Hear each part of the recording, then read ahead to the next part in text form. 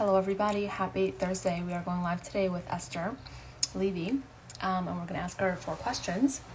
Let me just pull the 4 questions, have them in front of me. And we're just going to wait for some of you to join, and for Esther to join, of course. I'm trying to figure out a setup for these lives because my face is usually like half cut off once the person joins. Hello Rally J, thank you for joining.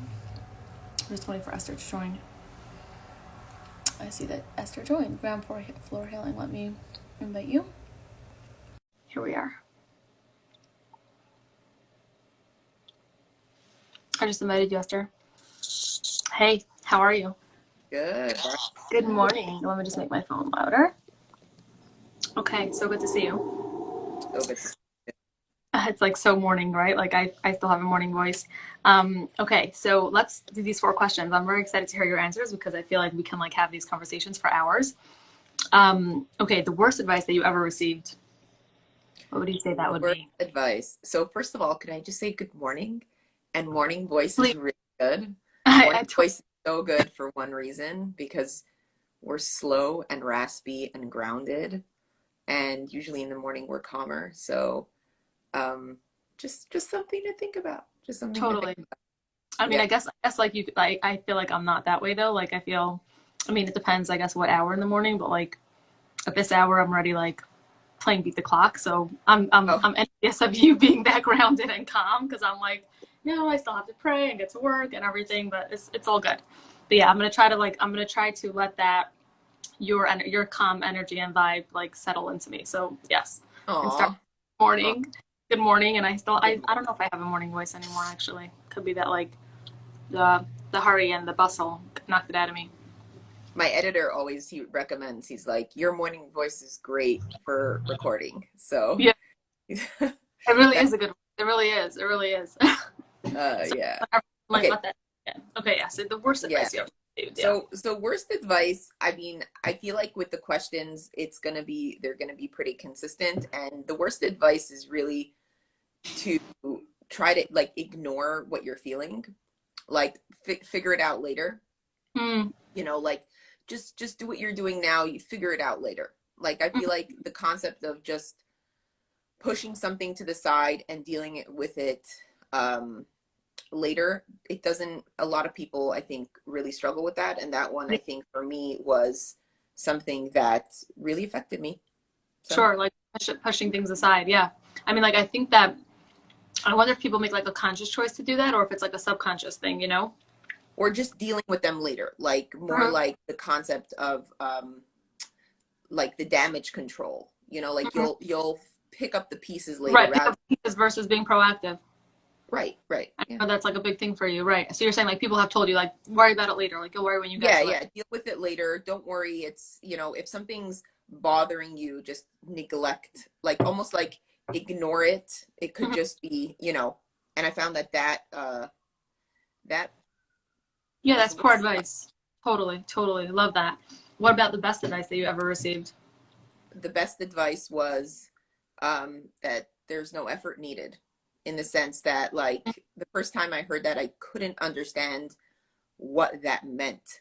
And what I realized, and this was from my meditation training, it was basically that in life, when our subconscious will advocate for us, and it's about the give and take. Life is about the give and take, and for so many of us, we try so hard. Like there's a lot of trying, there's a lot of effort. And the way we apply the effort is sometimes not aligned and ends up getting in the way of ourselves in general. So I don't know if that makes any sense. Yeah, no, it does. I want to delve into it for a bit because I feel like it's deep, and I feel like especially for people that are not familiar with your work, which tends to be deeper, I want to break it down for them. So like the best advice is don't try so hard. You're saying like you don't like. Do you think that if you don't need effort, you don't need effort in the sense that like if as a person you really accept who you are, you trust every single person has your strengths and your weaknesses, right? So so confidence is built on trust, right? So there's trust underneath Confidence is built on trust. Mm-hmm. When we take the time to build trust within ourselves as an individual, rather than it be this extended experience of what people think of us and how we think we're supposed to perform, Mm-hmm. rather than build, if we take the time to build the person we become, Mm-hmm. then we can trust that that person shows up. It's like going into the gym and lifting weights. You go in, you lift, you lift, you lift. And then when you show up in a situation, you trust that you'll have the ability to lift. You don't have to try at that point. The muscles have been built. So you Mm-hmm. just trust that your body will have what it takes to lift you or stand on those 2 feet when you're in the situation, rather Mm-hmm. than going to a situation and have all the anxiety and nerves of how am I going to perform in this situation, if that makes Mm-hmm. sense. Yeah, but I feel like at some point effort was needed, right? Like at some point you have to put in the effort. So that's like that's what I'm trying hard to Right. like wrap So around. so the effort, so the thing is like when we take the time, like it's like I think what you're saying is like the effort has to be put into the right part, meaning into your foundation. yeah. That's what the effort's needed, I think. And then in terms of like the external things that we're striving for, if we built our foundation right, then the effort is not needed. Does Right. that? So the effort almost like effort as like performance, you know, Mm-hmm. like performant part of extending outside of yourself. Correct. But Like if building we take something or time doing to something. align, yeah, so it's like taking the time to align, Yeah. rather than like a lot of people, like I wrote a piece on this, and it's just like the aims and goals. And if Mm-hmm. we focus more on getting the aim right rather than focusing on the goal, like Mm-hmm. you will naturally get to the goal I hear what you're by saying. So aligning. interesting. Yeah. Like go So and right there. yeah, so that's the misconception. It's like a lot of times people will focus so much on the goal, Yeah. the aim is off. But Correct. take the time to aim right. A lot of times what's happening is when we're doing the preparation, there's usually quiet. We're not in the situation where there's high intensity or the performance is high. So it's like, for example, if somebody um, if you have somebody in your life that you are sensitive to, right? In the sense that what they say can hurt your feelings, right? Just a simple example. If you Sure. take the time before you go into that situation and say, how can I, um, how can I curate a safe space for myself when I engage with this human, Mm-hmm. rather than saying I'm going to go in there and have to protect myself. A lot Mm-hmm. less effort is going to be needed in Mm-hmm. this, in the form of preparation, rather than And that in the and damage situation control. itself. And damage Right. control. Totally. Okay, I Right. love that. Best advice is basically if you are proactive and spend, there's less effort needed to build your foundation and to be proactive in life than the external like performance piece of it. And like if you Yeah. find yourself trying so hard, performing, achieving, striving, reaching, it means that you probably didn't prepare right, and less effort should be needed there, and more effort is needed in the foundation piece. Yeah. Cause then you're going to need, it's not that more effort, it's usually Mm-hmm. less effort, because what's happening is when you're in the preparation mode, it's usually you by yourself. Correct. It's easier. Yeah, the way I Sure. describe it is it's like which is going to be probably leaning into the next few questions, is Sure. taking the time to meditate in the morning, or Mm-hmm. taking the time to sit quietly. I say in the morning, if you've ever looked at a Waldo book, like Where's Mm-hmm. Waldo, Mm-hmm. uh, it doesn't Yeah, I say love those books as a kid. who Those are is like, Waldo. It doesn't say who is Waldo. It says where is Waldo, yeah, because it's always about where Waldo is. And yeah. if we look at ourselves, if we take the time to identify ourselves in the morning, that means Mm-hmm. it's like when you open that page, that Waldo page, and you're looking for him, the first time you look, it's going to take some time. But Mm-hmm. once you know where he is on that page, the next time you open that page, he'll be easy to find. Mm-hmm. What happens is in our day, if we don't take the time to find ourselves in the morning, know Mm-hmm. who we are, but where we are, right? So it's who we are, Mm-hmm. but also where we are. Then throughout the day, when we enter certain, encounters, Mm-hmm. we kind of get lost because we're not sure Yeah, where I our love ground. I love that. That's So, such a so good then it's, yeah, example. yeah, And it yeah. also just aligns like, yeah, that like meditating is so much harder to do. I don't know if anyone ever tried this, like the middle of the day. Like if you ever try to like say like, you know what, I'll first do this and that and the other thing, like, but not like part of your morning routine, like meditation is impossible. Like it's so much harder. And that's like kind of like your example. Like once you're already like in the performance piece, it's so much harder to then prepare. But if you do it in the morning, like, I Yeah. literally had this like this battle this morning. I was like, should I meditate now or should I first like do this and the other thing, And I was like, no, I did it. I actually meditated before I even left my bedroom. And yeah, and like it's so much easier then. And I know that yesterday I did not do that, and I ended up not meditating yesterday, even though I said I'll do it Yeah. later. But it's just so much harder. So I think that's like Yeah. another piece of it. Yeah. So I love that. Yeah. But Okay, so also, yeah, yeah, yeah. go for it. Effort piece in general is like a lot of people push really hard to do things that don't align with who they are because they think Mm-hmm. it's going to get them where they need to go. And Mm-hmm. that's the effort piece of knowing that when you're trying, right? No effort needed is also like when you're trying to do something or achieve something, Mm-hmm. there's two things that might be going on. Maybe this thing doesn't align with you, or maybe it's the wrong approach, Mm-hmm. right? So it's always just checking the approach, Right. revisiting the approach and seeing if there's a way to do it where it It is more aligns more with you. compatible and Right. supportive to you. Exactly, exactly. And just to piggyback on that, like I think that that's really what you do. Like you help women and even some men, I Yeah. think, in some different types of settings, like really identify their compatibility and strengthen their foundation so that whatever they then aim for, they're aiming in the right direction and then their goals kind of like are on the way versus And them it's like, support, yeah, it's supportive to them. Like people will tell me all the time, I try so hard, I put in "Mhm, so much effort, why am I not getting the results?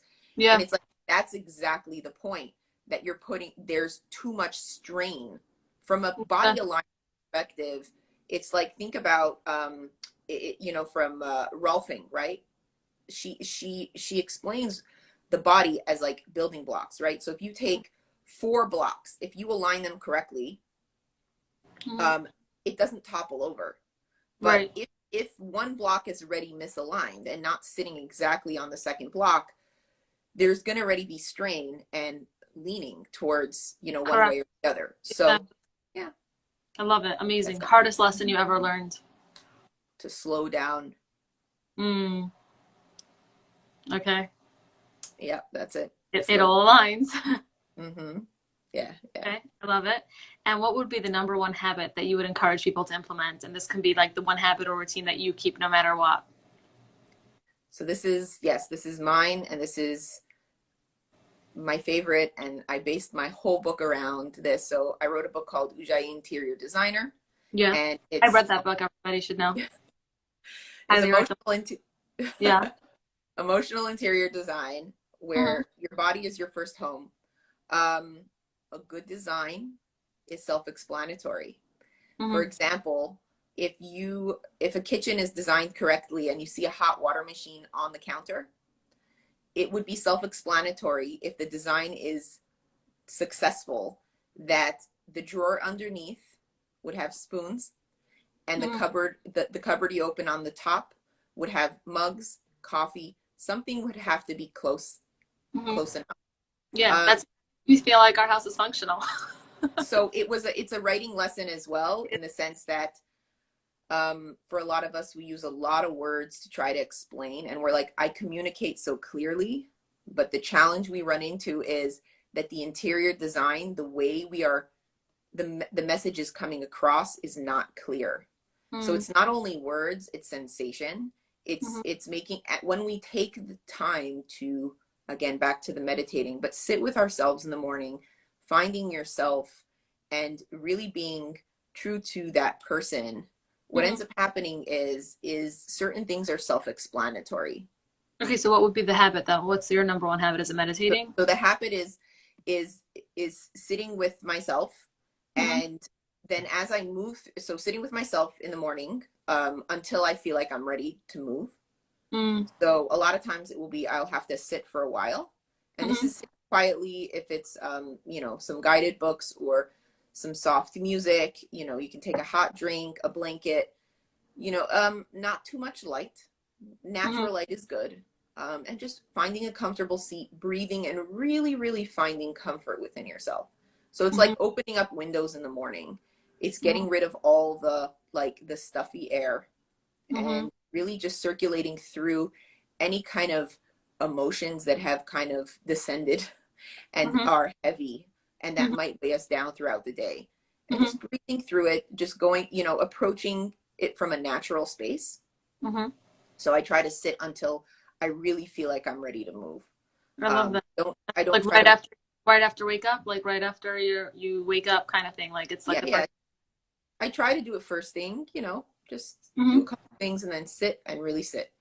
And then throughout the day, whenever I run into situations where what I'm saying is not clear and it comes back with, there's like a misunderstanding and this could be in business, in life, with children, with anything, instead of getting defensive, I always come back to the scenario of what about the way I was communicating wasn't self-explanatory in the way I was communicating. So not necessarily in the words, but how am I presenting myself? How can what else can I do in my day or that can help with crystallize like what you wanted to communicate, essentially. Give me the clarity. Exactly. I love that. Like your thing is like clearly like calmness, a sense of calm, but also I think that like you'll like it's like your form of meditation, which is sitting and like really being like clearing your internal space. Because with organization, if we think, because interior design is, the design has to be compatible to you, right? Beautiful design is beautiful, but it has to be functional. So if we have a toy closet, right, and there's a 2-year-old that wants to play with blocks and there's 100 blocks in a box that they can't even lift, that they have to drag out and then pour on the floor and clean up afterwards. Yeah. Everything is not, it's not sustainable. Correct. When we work on functional interior design, everything has a place. So just like with the inhale and exhale, you inhale, there's a sense of order, which you have the rib cage, everything within creates the sense of order. Exhale is a sense of disorder where we're letting go, we're relaxing, we're playing. But then we have the order again where we're breathing in again. And in life, when we're looking at our own interior design, if every single time we approach something, there's this big mess that has to be cleaned up after, or things aren't going back into place, that's when we run into the biggest struggles, where we're like, oh, maybe the interior design needs to change a little bit or shift. Right. Find support. So yeah. I love that. And you find that through being with yourself, through working with someone like you, through being able to like sit with yourself and like get that clarity, especially like in the morning. I like that. Amazing. We could go on for like hours and hours. This stuff is like so deep, but so important and so meaningful. And you do this. Like is this like a lot of the contents of your meditations that you do in the mornings with like your group? Yes. Yes. So we like do about I do about 3 a week. They're about 20 to 30 minutes and then we take questions. There are like over 100 recordings online in different platforms, even for people that don't have internet. Like I have a phone number as well. But yeah, we really, it's different forms of interior design. I try to, I kind of read up on a lot of different methods of emotional and just even in neuroscience and healing, and I just build on that, and then I just share what I discover, and it seems like people like it. So really generous of you. Yes, if anyone here is like listening, and people will be listening to this recording from the OK Clarity community and beyond, if this is something that like speaks to you, like it whets your appetite, it's so deep, and like I feel like if it just intrigued you a bit, then this is something that definitely, like Esther has so many free pieces of content that explore this further and help you really like get grounded in yourself. So definitely check her out and check out the content. And thank you so much, Esther, for joining. We could go on for hours and hours, except that I have. Yeah, or just organization, I say in general, is something that we need on a daily basis. So that's why I felt like it's so important for there to be enough content out there for people to be able to show up on a daily basis for themselves and have the support. So yeah, but thank you for having me. Absolutely. Thank you for joining. Thank you everyone for tuning in. And this was incredible. I will add you as a collaborator so that you can post this on your page as well. My Alrighty. pleasure. Have a All good right. one. Take You care. Have too. a great rest of the Wonderful day. day. Take care, Okay. everybody. Thank you. Bye Bye. bye.